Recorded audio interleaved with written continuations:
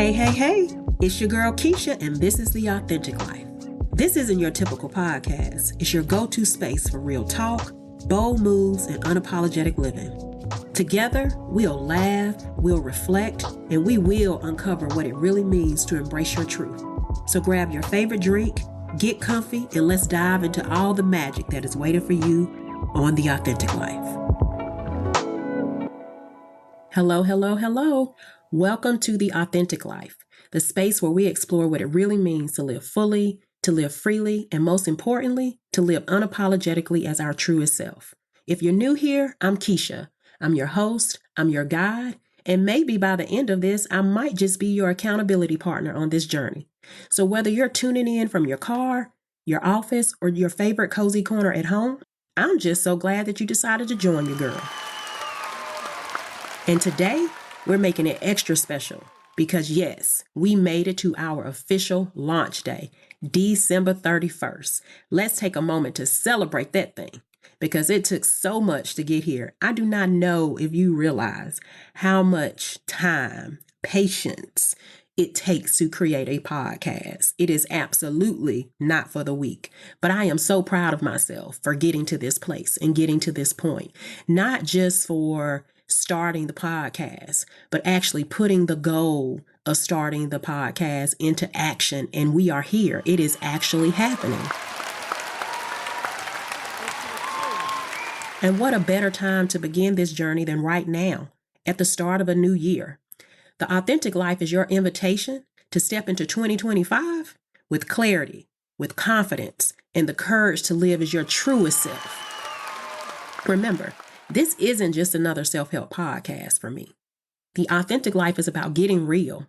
It's about pulling back those layers, facing the parts of ourselves that we hide from ourselves and others, and learning how to embrace all of it, the good, the bad, the ugly, the beautiful, and yes, the powerful.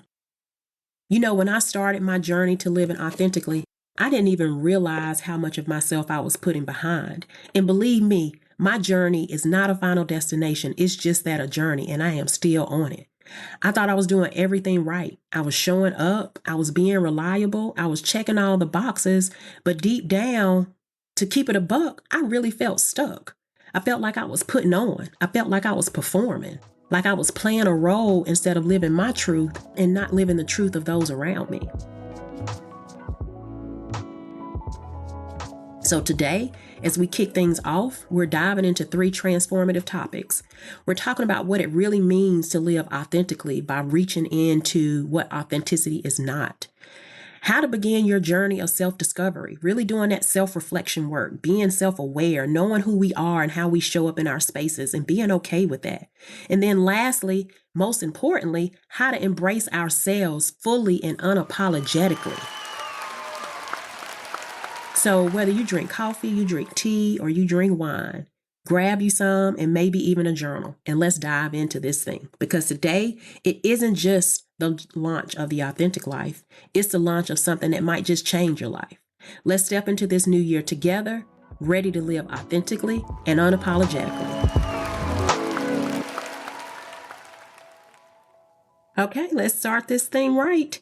So for those that are new and for tuning in for the first time, I think it's important for me to tell you a little bit about me if you missed the pre-release episode. So I'm a leader in higher education. I'm a coach and a speaker that's passionate about inspiring change, fostering inclusion, and empowering people to live authentically, right? I speak on a variety of topics from leadership to emotional intelligence to diversity, equity, inclusion, and belonging. But no matter what I'm speaking on, I always think it's important to lay a solid foundation to make sure that we're all starting on the same page.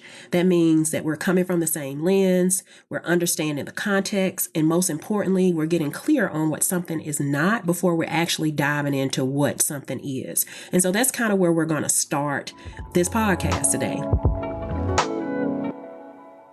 So let's be honest about something. There are a lot of misconceptions about what it means to live authentically. So let me start by clearing that up for you. Living authentically is not about being perfect. And I know we hear that phrase thrown around a lot. You got people talking about authenticity, hashtags, all the things. But let me say it louder for the people in the back that might have missed it. It's not about being perfect. It's not about having all the answers. It's not about being the smartest person in the room. And most importantly, it is not about meeting everyone else's expectations of you. And it's also not about shaping your life to fit into someone else's idea of success. Now, for me, for a long time, I thought being authentic meant showing up as the perfect version of myself for everybody around me. I felt like I had to be a really good daughter. I felt like I had to be a really good mom because I got pregnant in college and had my son at 20. So I felt like, hey, Keisha can't be a stereotype. So I got to be a really good mom. I got to do all the things.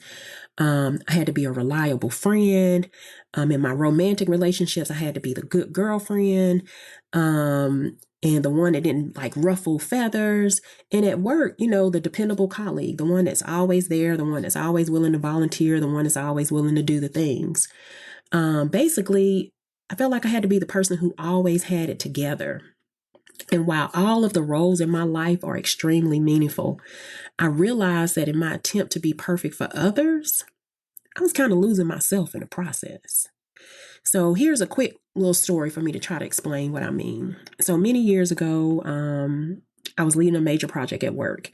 And if you know me in a professional setting, your girl is in all the things. I do the absolute most. Like if you were in your dictionary and you saw absolute most, you're going to see a picture of Keisha Jones right there beside the absolute most because I do the absolute most. I am in everything. I got 15 jobs. I'm always volunteering for stuff, always doing the absolute most. But that's also a space that I thrive in. That's probably something I need to talk to my therapist about, but nonetheless, it's a space that I thrive in. But back to the story. So on the surface, everything looked great. So if you saw me doing this project, I was hitting all my marks. I was meeting the deadlines. I was checking the boxes. I was doing the thing. I was keeping everybody happy, everybody getting what they want. I probably was still adding stuff to my plate. But deep down, I was drained. I was tired. I was exhausted. And at some points, I was saying yes to things that didn't really align with my values or my goals. But I think a little bit of that had to do with I was trying to prove that I deserved to be where I was at. When I started early in my career, I was young. And not only young, but I'm a Black female. And being a Black female in professional spaces can be hard sometimes, right? And so going back to that definition of success, right?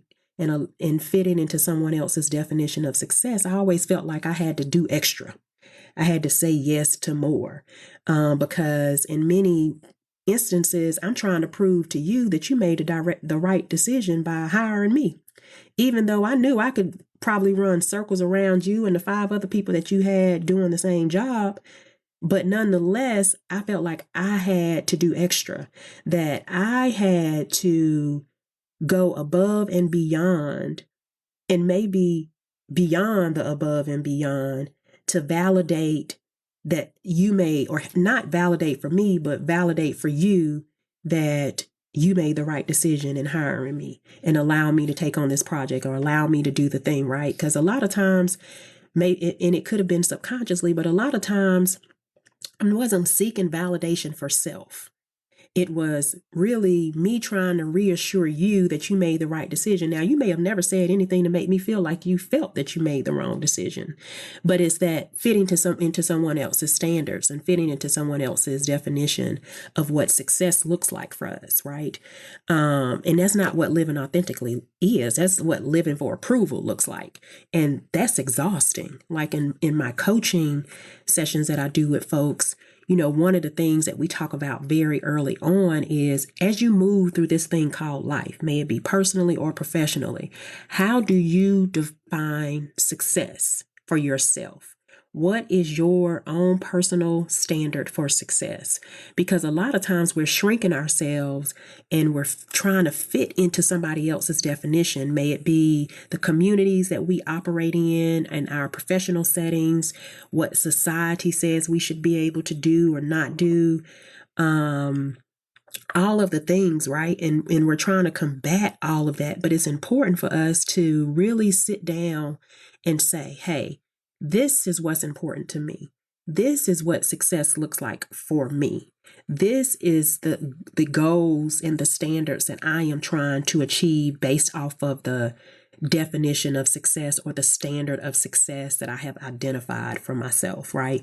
Not for someone else. And I think that's where that self-discovery that we're going to talk about in a little bit comes from. That's where that self-reflection comes from. Like now I'm able to sit here and I'm able to talk about my journey and things that I thought.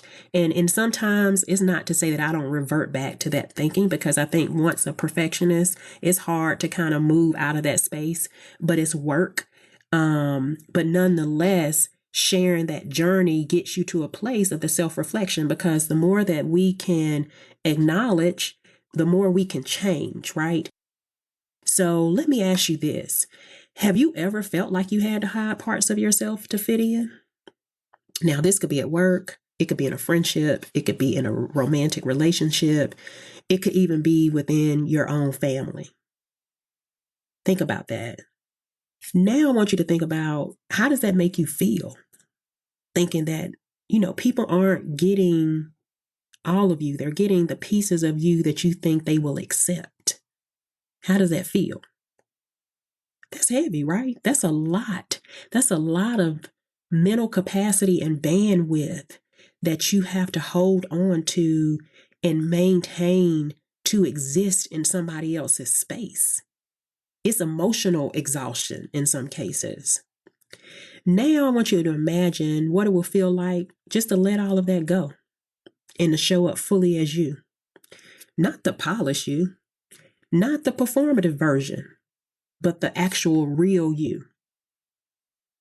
Now, letting go and showing up fully as you is very easy for me to sit on this microphone and say out loud, and to actually implement and to put it into action takes time.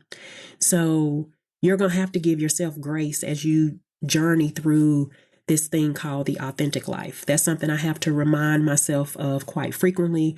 And thankfully, I have people in my life that remind me that I need to give myself grace. As I'm on this journey with you, when I think about the authentic life is a journey, not a final destination. You're going to hear me say that a couple of times throughout the podcast, but that's kicking us off. That's getting us to the place of really thinking about what it means to live the authentic life and what the authentic life is not.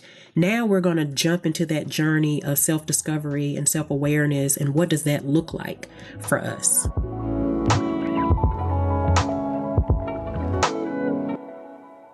Okay, so now we know what living authentically is not. Now it's time for us to talk about how do we begin this journey. So, living authentically starts with self-awareness. You've probably heard the saying, you can't change what you don't acknowledge, right? You heard me say that a few minutes ago. Well, that's where the journey begins. It begins with being honest with yourself, taking a moment and thinking, are there areas in your life where you feel out of alignment? Are you saying yes when you mean no? Are you holding back your opinions because you fear the conflict that may come with how you respond to something?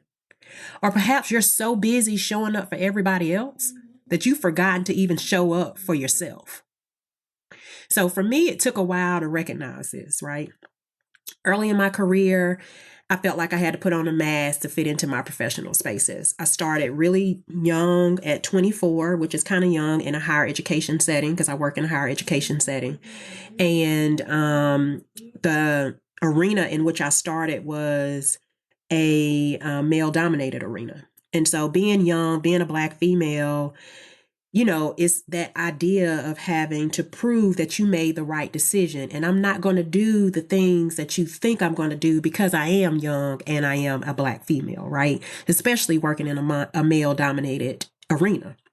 And so I really felt like I had to create this persona where, because I'm dealing with young men that are about my age in the higher education setting, I'm not that far removed from them when you think about the age difference. Yeah, I felt like I was kind of cute at 24. At 44, I still think I'm kind of cute. But nonetheless, I did have some of my students at that time try to holler, flirt, do the things, because for them, hey, it's a young woman. She is not that close. She's not that far off in age. And so I felt like I had to create this, what I'm going to say is a persona that, yeah, this is not a line that you get ready to cross. I don't even want you to feel like this is a line that you can even cross. So it created this level of professionalism that has really carried with me through my 20 years in this space of having a certain level of professionalism, being direct, I've shifted over time and embraced and made significant changes over time. But I remember vividly that at that point I was not showing up fully as me, right? Um, I was trying to make sure that, hey, I had this persona that for the people that hire me, you made the right choice. That I can do this job, no matter how young I am, no matter what my age is, I can do this job. You can have confidence in that. So that's one side of that coin. The other side of the coin is working with the students. Hey, I know I look good. I know you would holler at me if I was on the street, but I'm not, and we not. So you can't. And so I created this persona, right, of this professionalism. But as I progressed in my career and really began to think about the bandwidth and the mental capacity that I was putting into trying to fit into, again, somebody else's definition of success or standards for me, that I remember that I'm not giving you the best version of me, right? So when I decided to let people experience the full version of me, something shifted, because eventually I got to the place of not really caring. I cared, but I didn't care as much because I knew what I brought to the table. I knew what my abilities were. I was confident in what my abilities were. I knew what I was capable of doing. And in the moments in which I did fully show up, people got all the energy, all the creativity. You got the best pieces of me. You got the best version of me. You didn't get the watered down version. And so that's when I realized when people get the authentic version of you, they get the best version of you. They don't get some watered down pieces of you that we think that you want, or we think you're not capable of handling. And so therefore we fear what you may not be able to handle and shield those things. One, we shouldn't be making that decision for you. Two, we are potentially making an assumption about what you are able to deal with or handle, not unless you didn't show us that you can't. And three, if you can't, do I really want to be in that space? Do I really want to be working here? Do I really want to be in that relationship? Do I really want to be dealing with you? Those are questions that you should definitely be asking yourself, right? And so as we think about this journey and as we think about the self-reflection and we think about self-awareness and really beginning to embrace who we are and being okay with who we are and how we show up in spaces, with the understanding that we all got work to do, that there are always areas of improvement. There are always things that we can shift. There are always things that we can change. But the bottom line of the things is, if I am shrinking the best pieces of me to make you feel comfortable or to validate me being in this space with you, I really need to do some more self-reflection. And I really need to not just do self-reflection, but take stock of my relationships and the dynamics in which I have. So I mentioned earlier that I do work in the emotional intelligence space. So in my emotional intelligence workshops, I always start with this foundational principle, right? And that self-awareness is key. And for those who aren't familiar with emotional intelligence, the quick and dirty answer of it is how to make your emotions work for you and not against you. And self-awareness for me is the first step in that process. So one of my go-to exercises is this.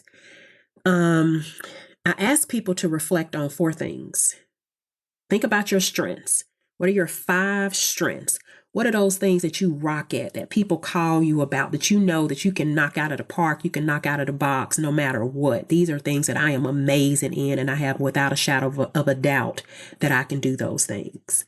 Now, what are your 5 areas of improvement? What are those things that's I might need to work on that? Or sometimes I think we get confused with weaknesses, areas of improvement, however you want to term that, that just because it's a weakness or a place where we may need to improve, that's actually something that we need to fix.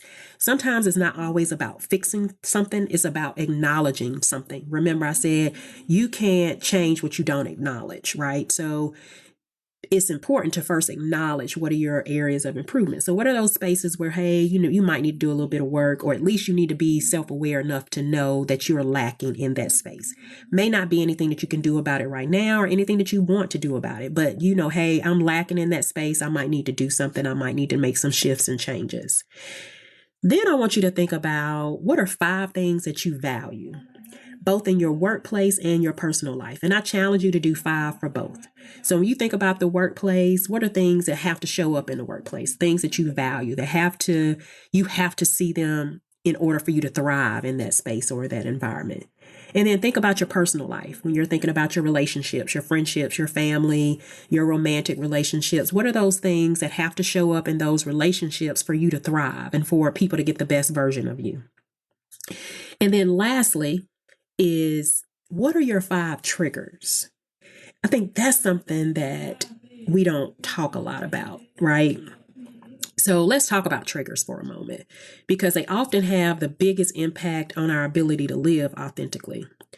These are the things that stir up an immediate emotional reaction for us. Maybe it's a frustration, a fear, that fight or flight that comes in, that anxiety that comes in, or even some anger. And here's the kicker. We don't always take the time to, one, acknowledge what our triggers are and identify them, let alone create a plan to manage them when they show up, right? So here's a phrase that I often share. Trauma produces triggers that impact how we trust and how we show up in our spaces. So think about this for a second. Our experiences shape us in ways we may not fully understand until we pause and take time to reflect, right? The beauty of this process is that once we name those triggers, we can learn to manage them instead of letting them control us. So we don't ever take time to identify the who, because sometimes it's a who, or what triggers us, and even why that even became a trigger. That's even more reason when those triggers show up for you to shrink yourself and to put yourself in a box and not feel like you can be authentic and be yourself in your spaces. So I really challenge you to think about those 4 things and really take some time to reflect on them, especially your triggers. And I would even, when you're thinking about your 5 triggers, think about the potential trauma that produced those triggers, or the potential things that happen in your life that produce those things. So another personal story. So for years, I think I felt like I had to tone down my personality, especially in professional settings and sometimes in other settings. It's not that I thought, what if they don't like the real me? It was more about, if I give all of me, are they going to be able to receive it?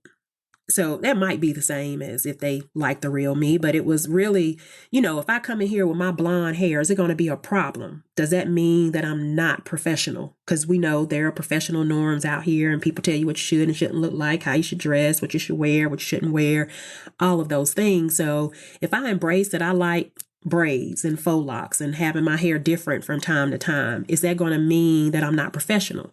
And is that going to make you feel like you didn't make a good choice in your hiring process when it came to me? If I'm a curvy girl, and so if I wear this dress or I wear that, is it too tight or is it too this? Those are things that early in my career I battled. Like, getting up and getting dressed for work in the morning was a challenge. I mean, too much of a challenge. I should not have thought so much about how I presented myself early in my career as I did. And again, inside, I knew that I was qualified for every job I have had. I have never not thought I was qualified. I have never not thought that I deserved to be in that space. I deserved to be in every space that I was in. I feel like my steps were divinely ordered, that every space that I have existed in up until this point, God put me there for a reason and for a season. But with all of that, I still had moments where I felt like I had to prove to people that you made the right decision.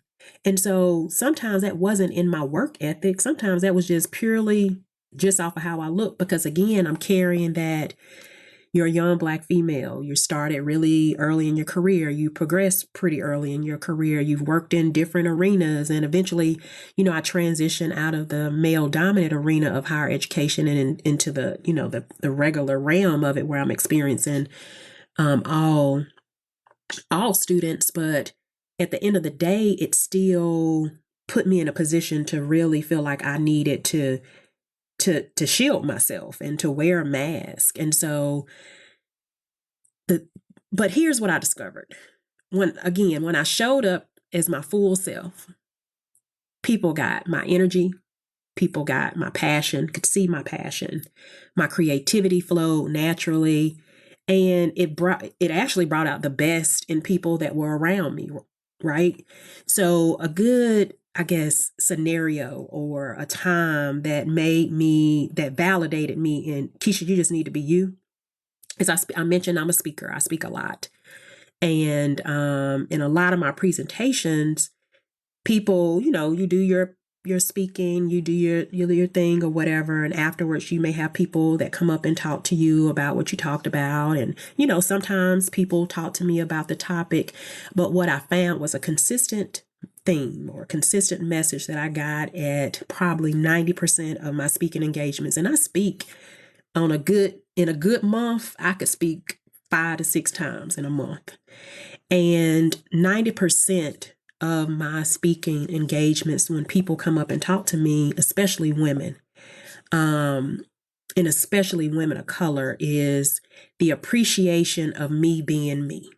That when they see me up there, they see or they feel that I am being my most authentic self, and that I am showing them, I'm being a representative to them, that they can also be themselves. That you come in here and you still professional, like you still give professional, but it also is showing that you give a piece of you. That you give a piece of who you are, where you're from, how you've grown up. Your cultural lens comes into play as well. And I began to embrace my blonde hair, my red lip, and now in my speaking engagement, a lot of times my J's, because I got out of being worried about what everybody else had to say. I got out of being worried about the professional norms within the arena in which I work, and embraced. Again, when you get the full version of me, you get the best version of me. Yes, I could go on and on and on about how showing up as my authentic self, especially in my professional setting, has really, I think, helped me progress the way that I have. It's made me more comfortable in the skin that I am in. It's made me more comfortable with who I am. So when I do go out and I do things, I'm able to bring that level of confidence because I'm not worried about all the noise or all the things of trying to be perfect in that space. But nonetheless, we got more to talk about. So now that we've laid that groundwork and really talked about how to begin the journey, I think the most important part of this journey is what we're going to talk about next. And that's embracing yourself, and embracing yourself fully and unapologetically. So as you think about beginning your journey to living authentically, I challenge you to start with that. Reflect on those 4 areas that we talked about. Write them down. Sit with them. Acknowledge what's working and what's not working, right? And remember this, living authentically it's not about being perfect. It's just about being honest with yourself and being honest with the people around you. It's about showing up fully, unapologetically, and knowing that when you do, you're giving the world the best version of you. All right, now, we've laid the groundwork. We've talked about self-awareness and reflection and all the things that could potentially be holding us back. I gave you some personal stories, things like that. Now we're about to dive into the most important part of this journey, and we're going to close this thing out. Embracing yourself fully and unapologetically. Now, let me tell you something. Embracing yourself fully and unapologetically is not easy. It isn't about just saying, yeah, this is who I am and leaving it at that. It's really about owning every part of who you are. Like I said, the good, the bad, the ugly, the messy, the beautiful, the powerful, all of it. Then showing up with confidence and letting the world know that this is me and I am okay with me. I am good with me. Matter of fact, I am great with me. But let's be real. Most of us aren't comfortable doing that. Most of us aren't comfortable from operating in that space. Some of us come from a place where we were taught to fit in, or we were taught to follow the rules, or we were taught that we can't color outside the lines. We can't make no noise. We can't make no waves. We got to be the good woman, the good girl, whatever the case may be. And that mindset, or the good man, because also this is for men too. This isn't just for women. Let me be clear. But that mindset can keep us small. I talked a lot about how I used to spend so much energy worrying about how I showed up, especially that piece of, am I too much? Right? Am I too much for you? Am I too much for the people and the places in which I'm trying to occupy? I worried about my hair. I worried about my clothes. I worried about my level of professionalism. I worried about too many things, right? I was so caught up in fitting into these invisible professional boxes that I was dimming my own light so that your light can shine. And that's absolutely not what I want to do. It is not making sense. The math is not mathing on that one, right? But one day I decided, you know what? I can't do that anymore. I don't have the mental capacity or the bandwidth to worry about it. One. Two, those few times where I did show up fully as myself, I rocked that thing. And people told me I rocked that thing. And so I got closer to being okay with my blonde hair, my red lips, and my J's at a keynote with 200 people, because you still got what you paid for. And guess what? Not only did the world not fall apart, but I realized something. When I showed up as me, fully and unapologetically, people responded better. They connected with me more because they could see my passion. They could see my energy. They could see my creativity because I wasn't worried about all the other stuff. And that's the thing. When you let people experience the full version of you, they get the best version of you, not the watered down, masked up version we think they want. But you got to overcome those what ifs. And so I get it. Embracing yourself isn't always easy. That little voice of doubt loves to creep in, right? It whispers, what if they don't like the real me? What if I'm too much? Well, let me tell you this right now. You are not too much. You are exactly enough as you are right now. And if someone can't handle you or doesn't appreciate what you bring to the table, that's not your problem. That's a them problem. And honestly, do you even want to be in spaces or relationships that can't handle your fullness? Probably not. So let's talk about how to actually do this. How do you start embracing yourself fully and unapologetically? The first thing is acknowledge your worth. Sit down with yourself and get real about what makes you you. Your strengths, your skills, your quirks, write it all down. Because sometimes we forget just how amazing we are until we see it staring back at us on a piece of paper. Two, my favorite thing to tell people, stop apologizing for being you. I have a newsletter, and it will also be an episode called The Apology Life. This is a big one for me. If you've been saying, I'm sorry for setting boundaries, for having an opinion, or shoot, just existing, please stop it like today. You don't need to explain or justify your presence to anyone, right? Lastly, show up fully. So the next time you feel the urge to hold back or shrink yourself, pause. Remind yourself that you deserve to be in every space that you occupy. And then show up fully, because when you do, you're giving them permission to do the same thing. So here's what I've learned. When you show up as yourself unapologetically, you create space for other people to do the same thing. People are drawn to that energy. It's powerful. But being unapologetic does not mean that you're going to be reckless or dismissive. It's about being confident in who you are while still being open to growth. It's saying, this is me, flaws and all. I'm proud of who I am, and I'm working on who I am becoming. That is where the magic happens. So as we wrap this up, I want you to remember this. Embracing yourself fully isn't about being perfect. It isn't about being perfect. Must I say it again? It's about being real. It's about choosing every single day to show up as your authentic self, no matter how scary it feels. Because when you do, you're not just living, you're thriving. And we're just getting started, right? We're going to dive into so much more as it relates to living the authentic life. Well, that's all, folks. We are at the end. I have said a lot. I have dropped a lot of nuggets that I hope that you have picked up. And as we wrap up this first episode, let me remind you of this. Living authentically is a journey, and it is not a final destination. It is not about getting it right all the time. It's really about showing up every day in the best way that you can. So here's another quick little story before we go. Last year, I started carving out time every morning just to sit with myself. No emails, no phone, no social media, no nothing. Just me, my thoughts, and most of the time my journal.